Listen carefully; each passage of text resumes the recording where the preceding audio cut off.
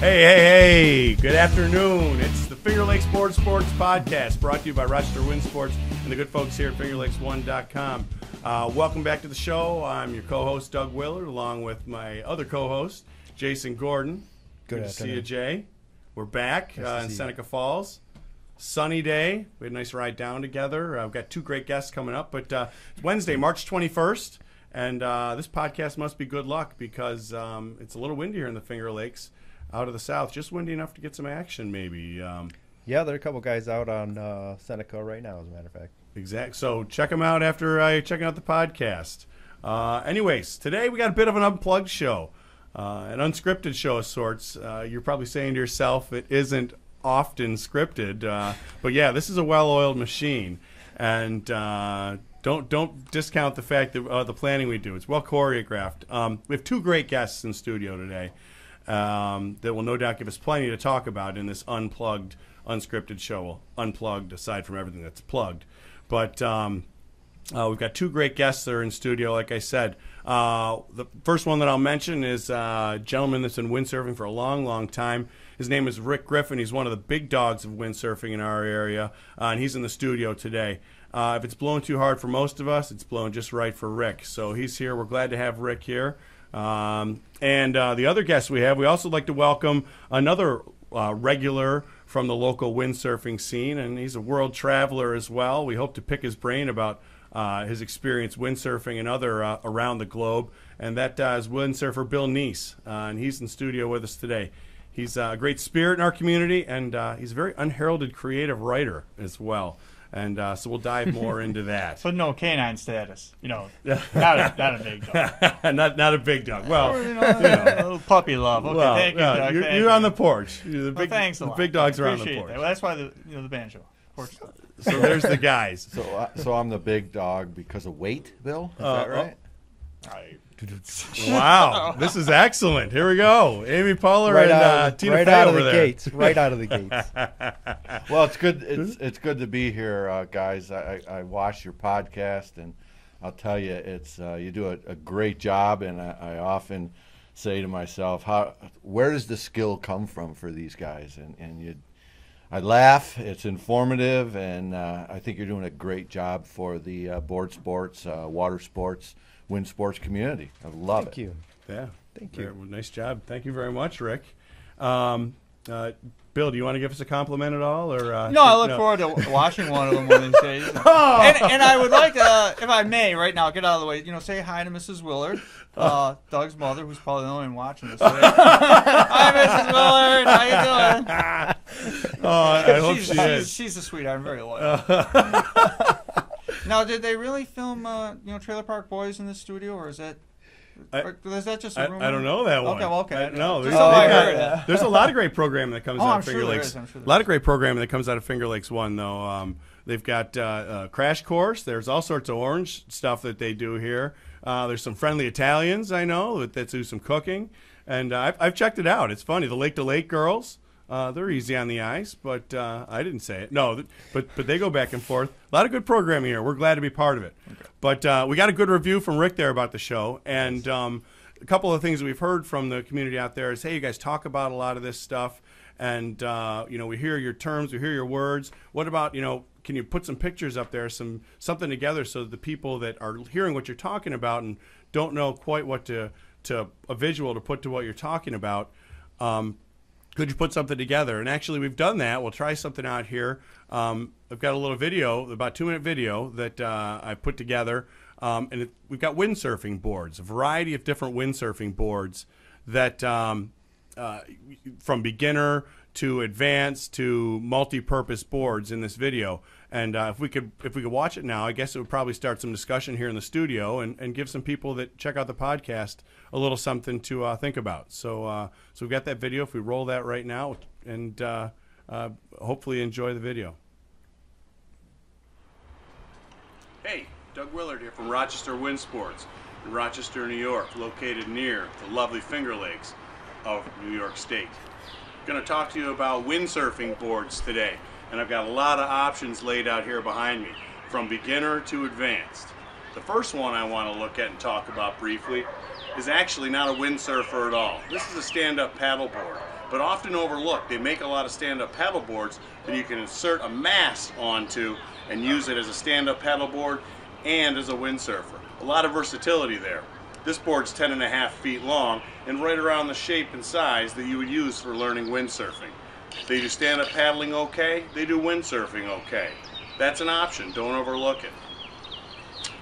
Immediately right behind me is a Starboard Start. This is the way learning boards have gone over the past decade. This board is very wide and it's fairly short, right around 8.5 feet. A lot of buoyancy in its volume, and it's got a soft deck to help make it soft when you learn how to windsurf and if you fall down. It has options for foot straps, and it's great for learning young kids to adults. Next, as you progress, we're moving on to more of a moderate high wind windsurfer for kind of free ride riding, it's called. It's wavy, you're getting going, you're planing. You're on top of the water, you might even be in the straps.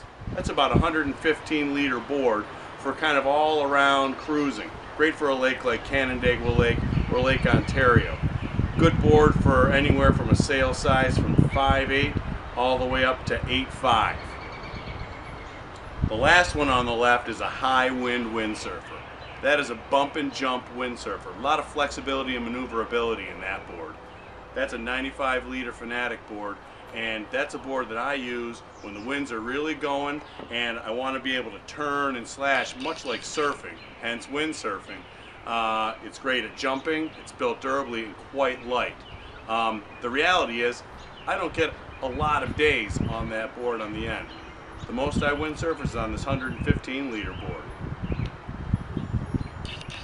Well, anyways, I gotta go play in the playground back there. See you next time. So there it was, you guys. Nice you want to job. pan that video? Thank you very much. That is the backyard to the world right there, and it was a little bit windy that day. But I threw that together, kind of answering what some people had said, and it was a good observation. I don't know if you have any feedback. It's probably start some discussion. Rick and Bill, you guys have been doing this a long time. Windsurfing. I mean, you guys have equipment similar to that, right? Some of it. Yeah, I'd just like to jump in as you did the progression of the beginner boards down to the high wind board, and boy, back in the mid '80s when I got started, there's just one style of board. They were difficult to balance on, difficult to learn on, and I'll tell you, you had to stay at the sport. Now, with, like you mentioned, the Ghost board, that thing you could take, I've done it before with my kids' friends, you take them, you give them some instruction, you set them up on the board, and next thing you know, they're actually windsurfing and moving with the wind across the water. Quite easy to do so. It happens pretty quick. Bill, when you started, what did you start windsurfing on, though? So when you started, what's your history in windsurfing? Hey, that's a good question. Actually, it was a Fanatic B64. It was a little bit of a tippy board. It wasn't as accessible or as easy as some of the modern boards. And that's the only thing I would mention, though, is when people talk to you and they had an experience like 10, 15 years ago or longer that they tried the sport and they just were so frustrated that they walked away from it. You do try to explain to them that the technology has progressed enough that it's a lot easier to learn it and a lot less frustration. And that is kind of an important dimension of the sport that hasn't been really explained to the general public, certainly around here, upstate. And Jay, I mean, we're lucky to keep Jay in the wind. Jay mentioned on a previous podcast that you started as a windsurfer and you wanted to do more with. In the wind, you were kind of stuck. You weren't getting the wind you want. I don't know if it was the equipment, but you weren't getting on the water like you wanted to. Is that? Yeah, it was a frequency thing. I mean, half dozen or dozen times a year was just not enough. And speaking of the era of the equipment that folks were starting on, I started on some of Fran Long's and Lynn Davis's old boards, probably early 90s, maybe even late 80s. C-Trend. Oh, yeah, wow. 10-foot board so I had. Good boards they were. Yeah. And I was able to get semi-proficient. But I'm kind of curious to ride some of the modern gear and see the difference. It's available, Yeah. and we've mentioned Canandaigua sailboarding before for windsurfers as a place to go give it a shot. Yes. And I know they've got certified instruction down there and equipment that's going to go with the right way with beginners. But so that's good. So you guys, we'll get more into talking about equipment. Rick, how long have you been a windsurfer? How did you get into windsurfing? How often do you get on the water? Tell us about you. Well, it was a friend of mine from college, and that friend lived on Cayuga, or lived by Cayuga Lake, and so he ended up getting some gear. But I invited him to get back together with each other. We'd often get together and we'd meet in Canada at my parents' place, and so he had this windsurfer, and of course I gave it a try, and through all the cursing and trying to pull up, fall down, pull up, fall down, it's like I gotta get this. So that was the start. And then once you go and you start going your first 20 feet, and I've heard you say it before, Doug, you get hooked.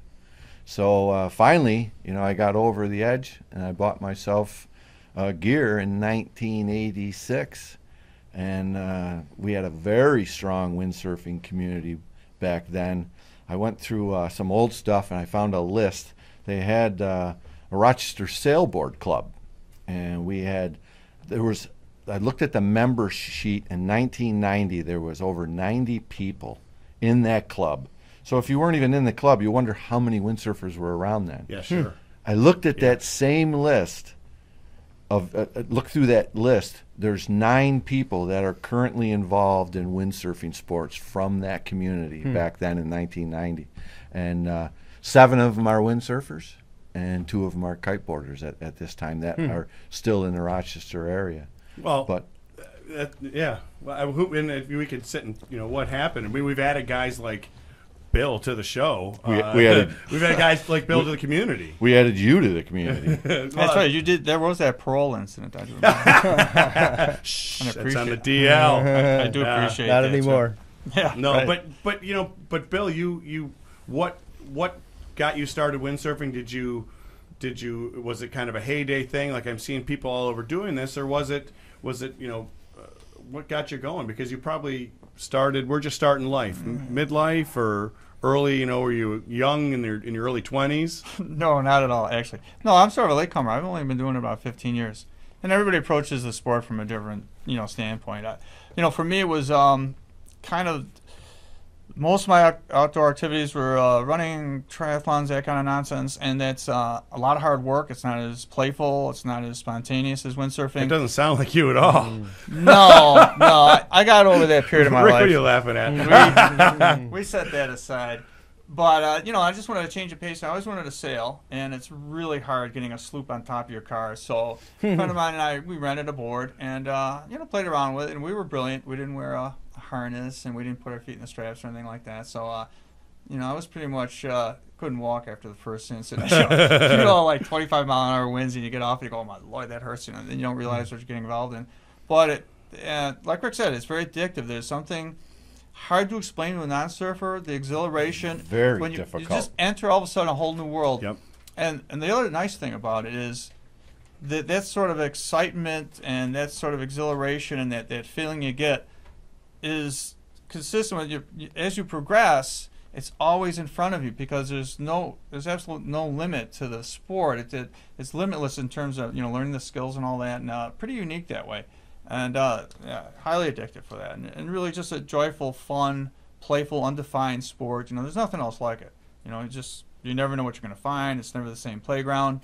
It's not like golf. You don't have to wear ugly shorts. Although most I would like to say this, most of us do wear ugly shorts. And I'm sure, if you get some of these guys on here. Yeah, we do it by choice, right? Yes, that's right, exactly. Well, and no clubhouse. That's another real good thing. It's something about, no clubhouse. And no greens fees. That's very nice. Yep. Wind is free. Yep. Wind is free. And is it a mantra? That's been a mantra for decades of it is. It's free. You can buy get your out gear in it. once and go to it. Yeah, and it's just like how you go out and you howl in the wind. Sometimes you just you feel like you know, when you watch people out windsurfing, and more often than not, and kiteboarding, it's, you know, 15, 20 miles an hour, and sometimes it's tough, I think, for a new person to look at that and say, all right, I want to be there, but to understand that that's not where you're going to start. You know, it's not. I know how to fly a kite. I've flown a stunt kite or, you know, a trick kite like that. That's different. And balancing on a windsurfer on an ever-changing plane of water, that's a difficult thing too. Which that starboard that was in that certainly helps. Like Rick said, it's an island, and you've had people going in an hour windsurfing. Less than that. It's just great to now you got to swim after them and say, okay, I forgot to teach you how to turn around. Well, there's still people learning to turn around. We're all still learning to turn around quite often and stay dry. Bill mentioned about the sport that I like that explanation about the progression. You can still find and you can still have that yearning to just learn more. But, you know, if you're a snow skier or something like that, and you know, there's snow skiing is the same way.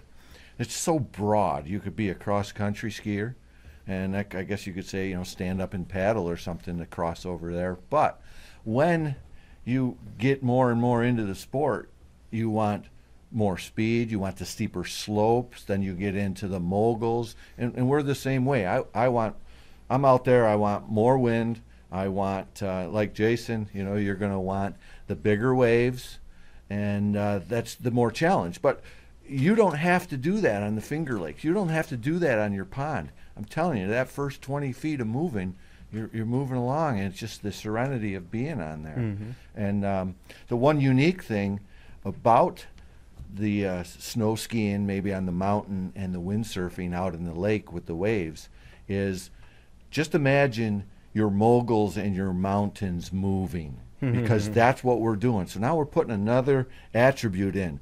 That wave is moving across, and now you're trying to be in one conjunction with it, rather than, okay, the mogul's there, I'm coming down, the mogul doesn't move. The other nice thing is when you fall, not if you fall, but when you fall on the water, it's a lot more forgiving. And as I get a little older, I'm less tolerant of smashing my face on a mogul. Yeah. I don't mind smashing my face on the water. You can try to make it last as long as you can. Yeah. Too, you know? Fewer hard objects. Yeah. Yeah, this windsurfing is just open to all different types of people and all different skill levels. You know, you don't need to be a pro, you know, to slam dunk a basketball. It's just, you know what, it's out there. Go out there and use it. This our area, we're so blessed with all different types of water conditions in the Finger Lakes, all within an hour's drive from wherever you're living. Choices are endless. Yeah. You're very lucky. Very lucky. Well, you talked about, Jay, not if you fall, but when you fall. And Bill has helped out with the, you know, he's again, the characters. Rick talked about the characters. Fall a lot. Is that what he's trying to get at? Let me get to it. He makes people laugh a lot and smile a lot. Whether we're racing on the water or bobbing along in the water because the wind didn't like something we did and decided to quit.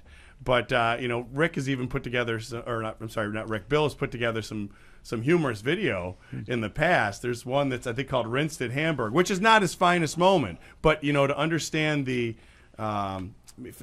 that it's not, it's certainly not an awesome time for Bill, but he shared it with the people that are out there in the wind, and having been there, I just sat and laughed and appreciated as poor Bill went out in big conditions because he was reaching to get better at the sport With video. With video and a helmet and a thinking? life jacket, and it's just, and he called it Rinsed at Hamburg, and he was, you know, so critical of himself, but you couldn't necessarily laugh and see the humor in it if it hadn't happened to you once or twice or a dozen times.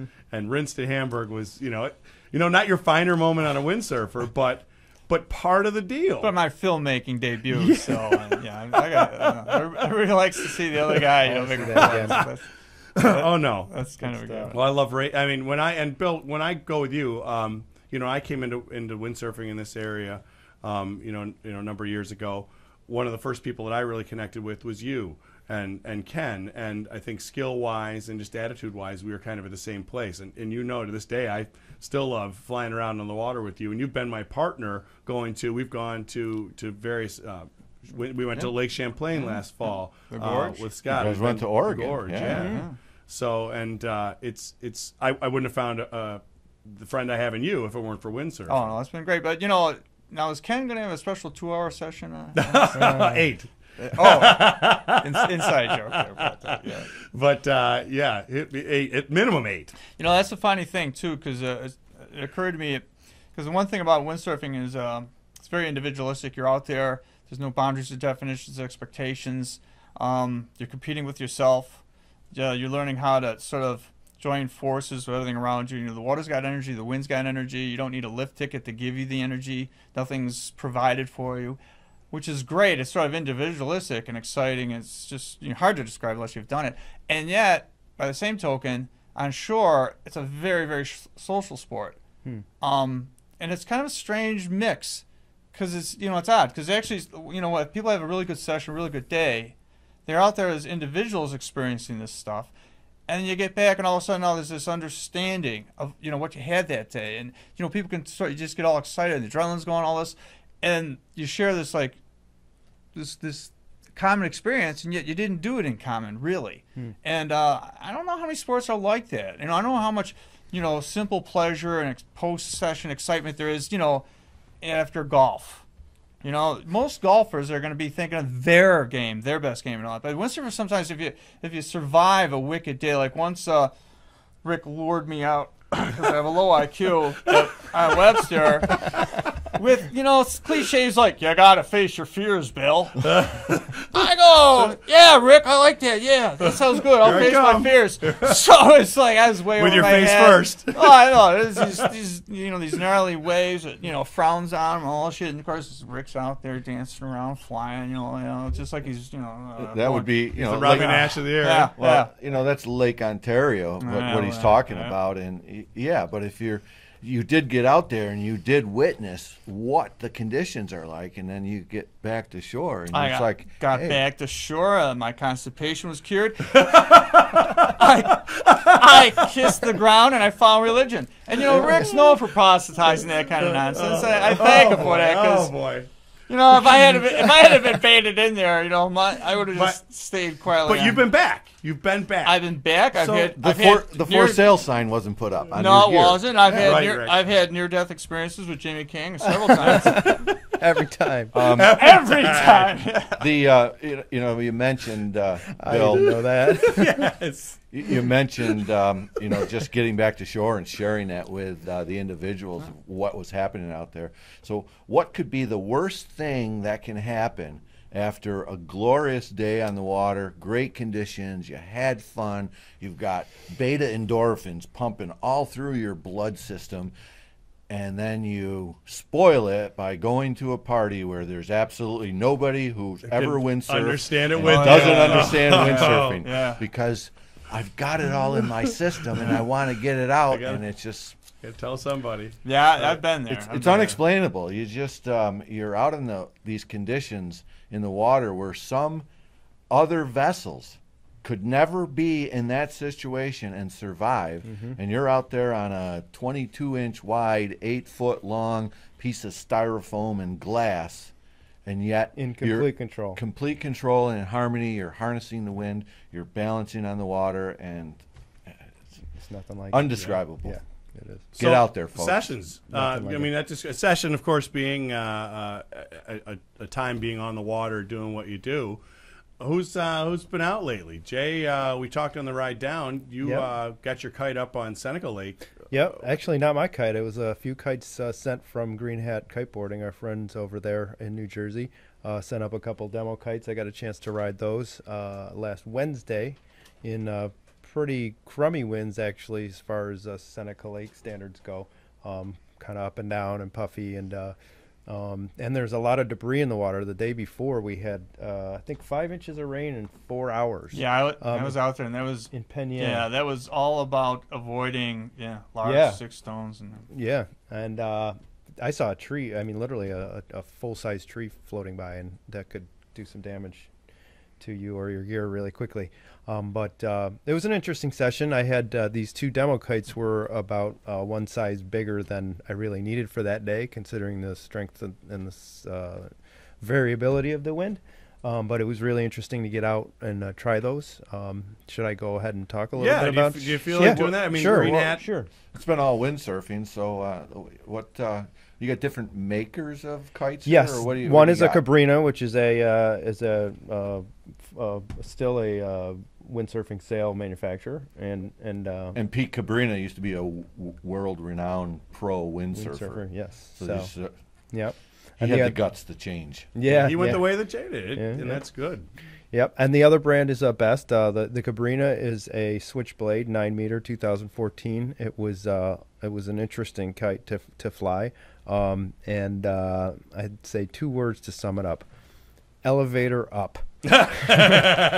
Because I was going past another friend of mine, Greg Bracos. He was going by on his kite surfing rig, and I did this move where I do an ollie, which is you pop the board up, and I'm on a strapless surfboard, Okay. so I pop the board up, grab it with one hand, and then the other hand I pull the power bar to give you a boost, meaning Yeah. a jump.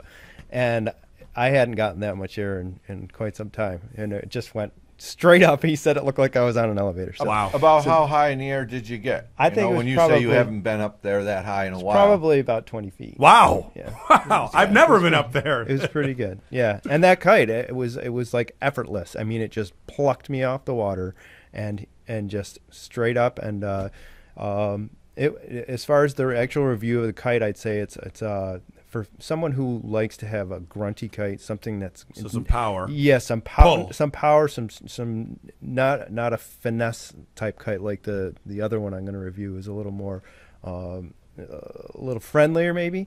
This one was unruly, I'd almost say. And granted, the wind conditions were pretty tough, so it was unruly in those conditions. They're same size kite, both 9-meter kites, but the Switchblade Cabrina flew a lot bigger, I guess you'd say. You know, if there's anybody out there watching too, I guess it would be important to know what do you typically what manufacturer do you typically ride on, knowing Yep. perhaps understanding how those kites or that model of Right. kite that you typically use might handle. I typically my quiver of kites is a brand called Slingshot, and the model is the RPM. Okay. And so that's compared your to baseline. my baseline, my kite would have been not as unruly, friendlier. The boost would not have been as good as far as jumping. Uh-huh. But I'm getting a little older, and so I'm not looking to have a ultra grunty, unruly kite. And the other part of it is the style of riding I like to do. The majority of the sessions I seek are in the waves, and usually in higher winds, because that's our waves are wind generated. So wave riding. Yeah, wave riding. And so to have a really unruly kite in wave riding is not, with a strapless surfboard or any kind of board for that matter, is not the best scenario, because you don't want to get yanked out of your shoes if a gust comes along and you're right in the middle of a sweet turn on a sweet wave. Sure. You want something a little more finesse and a little friendlier. So this kite, if I think you're looking to do a lot of jumping and not necessarily wave riding, then that may be a good kite for you. Or if you're a bit bigger too. I'm only 160 pounds, so if you're a bigger guy who wants to have a little more grunt in the kite and a little more at the top end of the range of that kite, then that may be a good choice for you. The other kite is a Best 2014 TS 9-meter, and that was a lot more similar to the kite that I normally fly, the RPM. The one thing about that kite, the TS 2014, that I really liked was I've been working on this one move similar to what I explained earlier, where I ollie the board into my hand and pull the bar with the other hand, and then hopefully float downwind and put the board back under my feet, land, and ride away. And that kite, it was the first time I had ever been able to do it so effortlessly, where me and the kite and the board as a system floated downwind, and I landed. I was able to just put the board back under my feet and ride away. And it was the most effortless version of that I'd done. Yeah, okay. So I don't know the mechanics of all of what the design. I can't get into the detail on that, but I will be doing a video review of both of these kites and that will be posted on YouTube or on Vimeo or both. And they're both are available at Green Hat Kiteboarding. Vadim is very well versed in the aspects of both of these kites and can help anyone with any further questions. And that's in New Jersey, right? That is, yes. Yeah, and which down is on fine. the shore. We don't happen to have a kite retailer We don't. around here, and so you have to do that. So it's nice to have a connection with somebody. It is, and he's for us super good at guiding people in the direction of their style and what they may need. So, And you're a good advocate here because you know the different areas and the different waters, and can also help direct an individual on what type of kite they need try to for this area. Sure. Yep. Real quickly on in regard to both of these setups, the setup is a kite, bar, and lines. And so when you rig, if you don't know the arrangement, you rig a kite, you hook up lines that connect it to the bar, and then the bar connects to you. And so the other part that when someone's assessing the rig as an entire unit, you want to consider the bar and lines as well. And I was really pleased with the best bar and lines, and without going into too much detail, the simplicity of it. It has an above the bar D-power, which is a clam cleat, which is very simple, and that worked well. The other thing I liked is when you loop the kite, it can twist the lines, and it has a swivel below the bar where you can untwist the lines manually. Each time you loop the kite, you get one twist, so you want to undo that so it doesn't get too twisted. So that was really nice. I like that a lot about the best bar. And then the Cabrina bar, I can't say a whole lot that I liked about it. It's a different beast. It's really, I won't say over-engineered, but it's highly and heavily engineered, and it's got a lot of gizmos, and they just do things differently. Okay. Cabrina, not my style. Some guys love it. It's good stuff, but it's wasn't my favorite. Yeah, but you certainly mentioned. It's good to know in a review you can get something that's perhaps critical. But you mentioned some good things about that kite as well. So yeah, I look forward to seeing your gear review Thank you. For the folks at Green Hat and kiteboarding. in Yeah, New looking Jersey. forward to get a proper 9-meter session so I can get some video of Nice. some of what I talked about, and get out in a proper 9-meter day. Nice. So Nice. And back to our guests, and then tying them in with something that isn't their first water sport. Both of you guys, Bill and Rick, have both kind of dabbled or tried parts of the kiting, whether it's on land with a kite, just flying a kite that somebody's forced you to take, Bill, or even Rick, you've been curious to see, you love getting out there, and I think you wondered, can I keep windsurfing and perhaps find something that might extend my water time. What have your opinions been related to kiteboarding? Well, I have played around with kiteboarding back almost 10 years or more, and I had a kite mare on my first trying to put a kite up on land. It was my first day of vacation, and I ended up getting dragged across the ground, and so I had missing skin from elbows to toes. So it's like, great, I'm on vacation and now I'm full of gauze. But I just respect the sport for what it is, and somebody's supposed to help me. I bought some gear, and he sold me his kites, and he said, hey, I'll help you set it up, but that's beside the point. But Rick and kiting, this would be Rick and kiting right now. It's like, yes, I'm good in trees, but me and kites, I don't know. But seriously, I've done it a number of years down in Hatteras, which I've not been there in 2 years now. But my last time that I was down there, I was very successful. Dick Miller had given me plenty instruction, and we put kites up that he owned, and I had I think it was Lynn Davis's board as a rental, and boy, it clicked, and I got very excited and went down to Real Kite and bought myself a board. And I said, that's over 2 years ago, and that board has got 2 years worth of dust in my garage. But I need to get over the fear. I need to get over just learning something new. I just know the development that I put in windsurfing over the years, and when I got into something, I put all my heart and soul into it.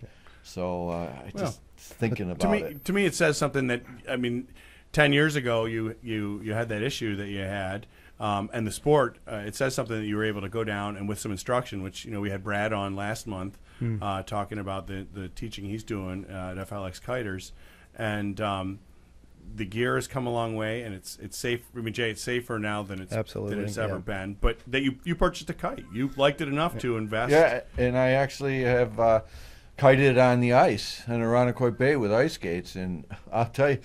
Jay told me. I asked Jay a question one day on the phone. I said, "Hey, what do I do to turn the kite? Because I'm going across the water, the ice, and I got a very accomplished ice skater, so that skating's not an issue." I said, "How do I turn the kite? Because now I got to slow myself down on the skates because I'm going so fast." He says, "Well, there's a thing called a kite loop. You got to loop the kite, and it's like it's probably one of the most dangerous things you can do on water, but." I'll tell you, that's one way of doing it. The kite looped, and it brought me through my turn and back the other way I went. And I was like, "That is so cool." Yeah, I was there that day. I remember seeing, or one of those days that you did that, and remember seeing you do that. How much weight did Brad lose on the last show? By the way, he was in that dry suit. In the dry suit for the entire show. It's like I got to drop this this big dog. Well, see, the funny thing is whatever fluids, because it's a dry suit, it's a bag. Whatever fluids as the system, with the bag that he's wearing, still in his Ziploc bag. Still in his Ziploc bag. So if he was sweating or anything else for that matter, you guys are in board shorts right here, and it's like he's in a dry suit.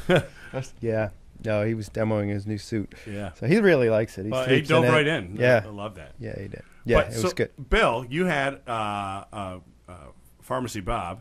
We've got all sorts of names for people. He, another guy who's helped out a lot of people. So a couple of those boards that one of the boards, a starboard start that I had in that video earlier, was he's really spread the love and trying to get people interested, whether it's teaching people windsurfing and in kiteboarding. And you have a relationship with him, and I know you borrowed a trainer kite that he had sometime. And you're up for fun and some good laughs, right?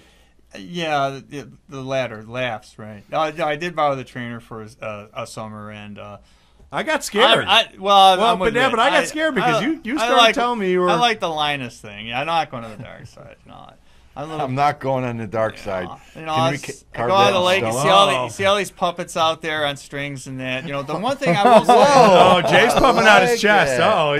I like it. I need to be Judge Judy here. I roll for the play. I know. I'm going to use the puppet. What do they call themselves again? I don't. But anyways, they call us. I'm not sure what they're called. They call us sharks. And we're dangerous. Sharks and puppets. Yeah, I like that. So anyway, good stuff. Yeah. Anyway, should we play the disclaimer? Our guest disclaimer. No. Let me just say one thing about the. We're going to destroy the studio. I will say one thing about the kiteboarders, and I mean this too. Is a lot of times I'll go out there. They're my only company. I've been to Seneca many times when it's just, this cadre of loyal, dedicated kiters, and I'll just be out there one or two guys. So, I mean, their camaraderie and their dedication to the sport, I admire it. And I'm looking forward to seeing them going more than 100 yards offshore. Yeah. It's going to happen someday. But they don't have to, though. That's a good thing for you guys. No, they don't have to.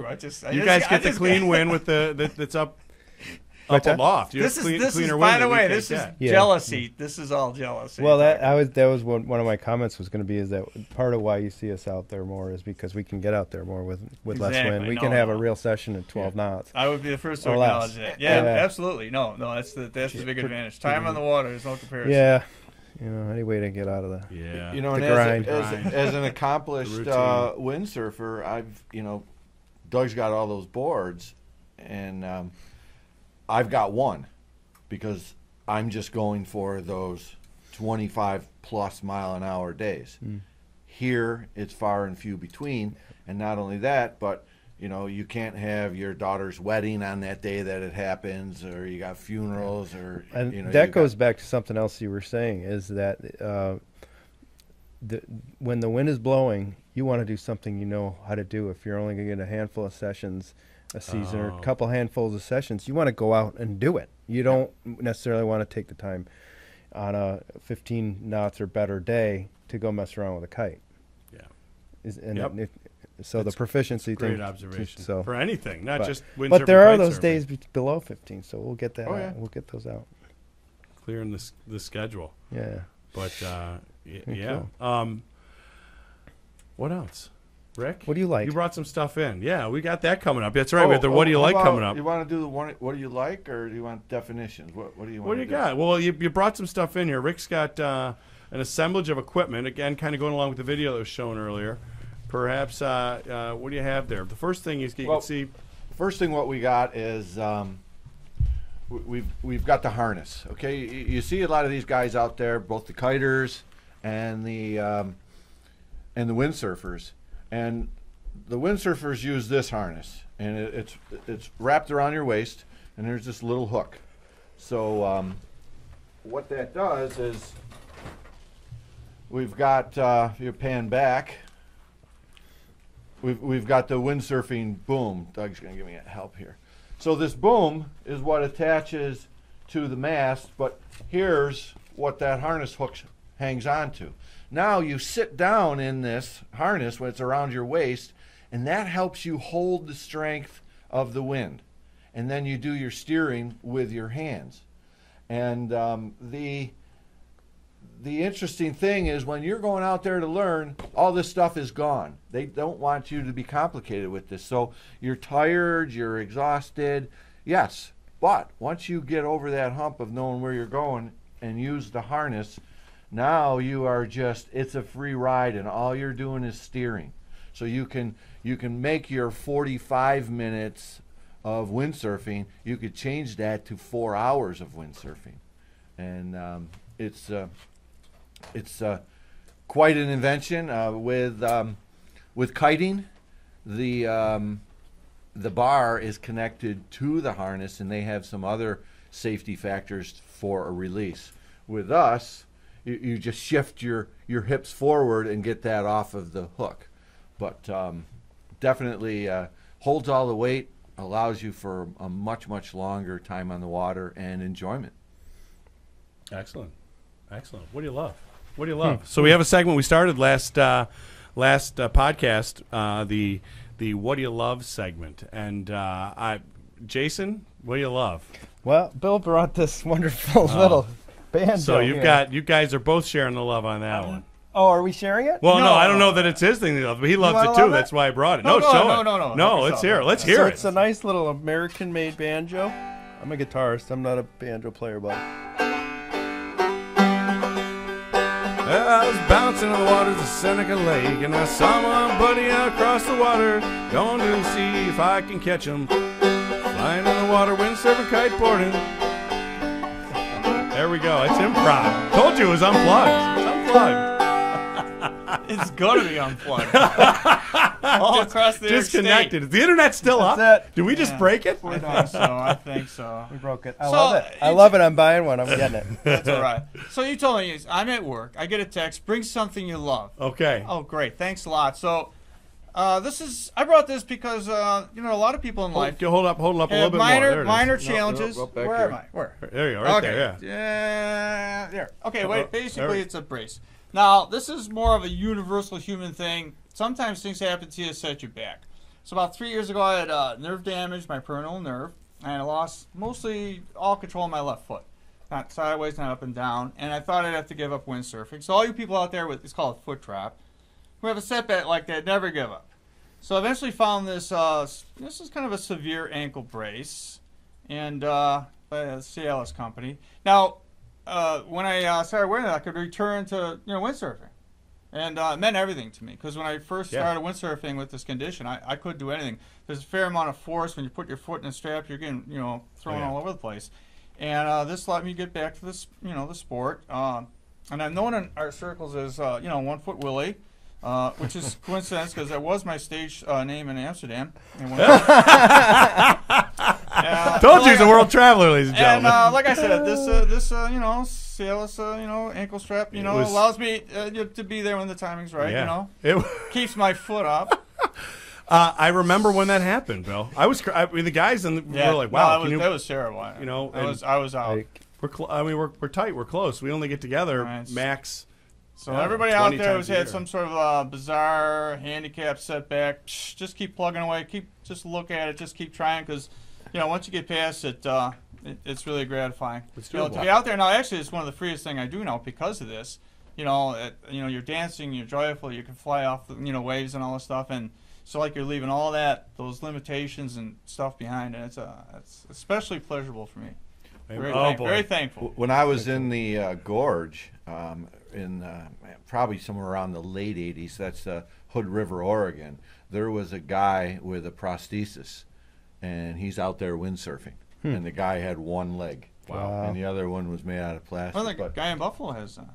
Oh yeah. I've heard I've heard people talking to him too. He's a ripper. He is. So, He's good. So I get the same text message: "Bring something you love," and it's just like, well, so when I was shopping last night, Sprouts. I brought this. Did you love? These are bean sprouts. I love bean sprouts. Any of you guys like bean sprouts? Oh, absolutely. Lord. Love them. Oh, my Sandwiches, salads. Yeah, forget yeah, it. yeah. Power your day with them. These things Put it in a The smoothie. the check's in the mail. grown by spring New water sponsor? sprouts. Somebody's calling right now about the sprouts. Okay. 1 foot Willie. That's what I love. Endorsed, yeah. Yeah. Thank you, Rick. That's So yeah. Okay, Doug, what do you all right. what do you love? Well, What do you I love? love the relationship that I have with the four guys right now in the studio, good stuff. and that stuff's going on. I'm loving my wife right now. No, actually, I've got a lot of people around me that, as you guys do as well, that really embrace that we windsurf and the accept the unscheduledness of it sometimes. And I just celebrated a milestone birthday, and my family, be it my parents, my sister, gave me. I'm learning to love. This is a GoPro Hero 3 point of view camera that I'm learning the ropes with, and I already enjoy it. I had fun making a little thank you video card of my daughter going for a hike in the woods. But I love this stuff because this enables me to be able to share it like Bill has. Rick has been a subject of so many great photos because he's so good at what he does. Jason, you're doing a great job sharing visually what we do, and I think that's a part of it. So I'm really loving this GoPro camera. I've had it for about a week and a half. And There's a picture of There's somebody we Webster Park. know. Yeah. That's Is that Bill? No. No. That's Lake Ontario at its finest, and you can do a lot out there. And fortunately, I had somebody that had equipment that could actually reach where things were happening. The waves being tall, the wind being strong, and you just go off of it and go for a fly. And some people say, what happens at the end of that photo? And oddly enough, you come down, you land on the water. But Jay, you said you were 20 feet in the air, and everything goes quiet for that jump time. So we can be out there in the stormy seas and the wind, and you hear the water rushing over your board and stuff like that, and then you're into the air, and you get that moment of relaxation, silent, and as soon as you touch back down to the water, it's rattling Back teeth, to it, bouncing knees, and you're back to trying to manage now Survive. the water portion of it. So it's a lot of fun. Nice. Now, is that's a young Rick Griffin? Yeah, there's Only because you see the type of board that I'm on. You have that red same board. style board. I do. I have that one. It didn't make it into the video, but It didn't? No, it should have. I love it. The old Mistral Wave red board. The thing about the boards is now because those waves are there and things are a little choppy, you can't be on the 8-foot board or something to that length, or the wider board. You need something that can turn and maneuver, just like Jay was mentioning about that kite. He says there's the muscle kite for power and speed, and then there's the maneuverable one. But Doug, I brought you a gift. You brought a gift. Many gift gifts to the podcast. Okay. Yeah. So it's a bag of. It's Pottery Barn bag. I always love opening. Oh, No. That's I love this it's stuff. Some old windsurf memorabilia, some magazines you might want to look through. Fantastic. This one's Look at the color. 1990 It's the Gorge Guide. That's come back around, all that color. That is excellent. Oh yeah, it's these things are. So I got a number of them here. Somebody was selling his house, so he was moving. He says, "Hey Rick, you want this stuff?" And I said, "I know who wants it." So got that that's right. That's your gift for today, Thank for you. me, for having this. But Ed McMahon, I didn't bring anything for you. Yes. Yes. Yes. Yes. Yes. That is correct. Oh, good laughing. Good laughing. But and of course the sprouts were a thing that we're all thankful for, and you know, with you know, it pays the bills. Pays the bills. Those spring water sprouts or Wegmans. Definitely carries. pays the bill. Yeah, the bill. The bill. The bill. The 1 foot bill. The bill. Will, yeah. So that's the stuff we love. Stuff. But I hope the guys, the couple folks that I heard that are out on Seneca Lake, I hope they scored in their session. And that reminds me of another thing I love. There's something that I think it was Doug, another Doug, kiting Doug, discovered, or perhaps Brent. I know some of the kite guys, anyways, cooperated to find a phone app and an internet app called GroupMe that I know that a number of us here are members of, and Can you guys sign me up on? Can somebody take the phone on the drive home and get me signed up? Yeah, for we'll that, sign you up please? for that. Yep. Yeah, and so there, it's worthwhile. So that that's 100% membership. The people here in the studio, all it simply is it's an SMS or a text service, right, Jay? I mean, can you describe? I mean, I brought it up, but can you just? I love it. Can you describe? I'm not as tech savvy, but it's you're going to go somewhere or you're there. I mean, the short and sweet of it is you sign up with an invitation from somebody who's already on. And then when the way we use it is if there's a wind to be had and somebody's going out to get a session, we just send a message out to the group it goes to one phone number, and that one phone number then it distributes it to everyone on the list, and we give details of the location, direction, wind speed, and what kind of gear you're gonna use. I love it. So. Yeah, and it's actual stuff. So you're there. You're already put your equipment together, and you're going to go out. And so before you go out, you share with everyone that's that's the idea. Hanging away at the office or washing sprouts, that they can know what's happening. That's good. I like that. Yeah. Sometimes turns into a bit of a thread regarding, what people had for lunch and, other stuff. Or that you're killing me at work with all these messages. I'm stuck at work and you guys are out having fun. Not that I don't love what I do, but you're out playing. So, but it's worked really well. It's a replacement of the old wind line, which Chuck Tangway put together back in the day, as I understand. Yeah.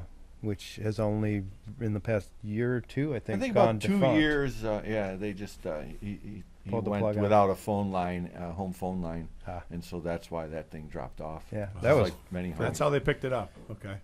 Yep. All right. That was good stuff. And in the early years, all we didn't have the cell phones.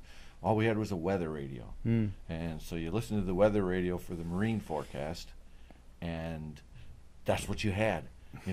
Now I spend more time surfing the net for information than I do surfing the water, for heaven's sakes. Yeah. Well, sometimes when it's a long time between time on the water, seeing your buddies, that's either searching for weather on the internet or whatever. But hopefully we'll be on the water a lot in the coming month. Yeah. I know I can't wait to get out with you guys. So yes, I guess we've kind of reached the end of the show, you guys. Yeah. So it's good. Yeah, dry weather is just about over, isn't it? Yes, it is. Yeah. Yep. I was on the 4.3 last week and quite comfortable. Nice. Still wearing a hood, though, because if you crash, the water's cold. It's chilly. Well. All right. Bill Nies, thanks for being here. Appreciate making the drive down to lovely Seneca Falls, and it is. Thanks, guys. You guys great guests. Rick Griffin as well. Yeah, always, we've done this 5 times and had entertaining, great conversation, right? It was fun. Worth watching, I hope. Worth watching, I hope. So, well, your mom watches it a lot, so definitely watching. We get a lot of. Yeah, thanks, you guys. We got a lot of views. we do. I thought it was you. I was giving you credit. So, you wake up with it. Some people choose to wake up with Matt and Katie and Al on the Today Show. Good morning, America. Good morning, Matt. Good morning, Katie. I thought maybe you chose to say good morning, Jay. Good morning, Doug. Good morning, Windsurfing America.